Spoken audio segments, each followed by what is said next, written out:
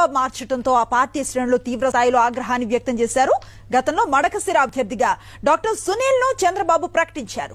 అయితే తాజాగా అభ్యర్థిని మారుస్తూ ఎంఎస్ రాజుకు టికెట్ ను కేటాయించి బీ ఫామ్ ను అందజేశారు చంద్రబాబు.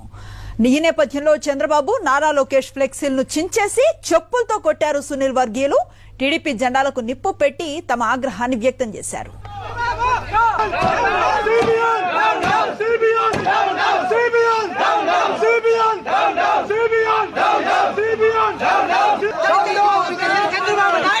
దళితులను మోసం చేసిన చంద్రబాబు, దళితులను మోసం చేసిన చంద్రబాబు, దళితులను మోసం చేసిన చంద్రబాబు, దళితులను మోసం చేసిన చంద్రబాబు. ఇన్ని సంవత్సరాలు ఈ జెండా మోసిన దానికి మాకు ఇచ్చిన దళితులకు వాల్యూ ఇదే. చూడండి, ఈ రోజు జెండాలు ఆశ్రదించి పంపించడం చెప్పాడు.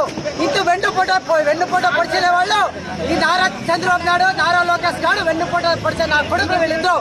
జగన్మోహన్ రెడ్డి చెప్తుంటాడు వెన్నుపోట పొడిచే వాళ్ళు వీళ్ళు తప్ప ఎవరు లేరు రాష్ట్రంలోని.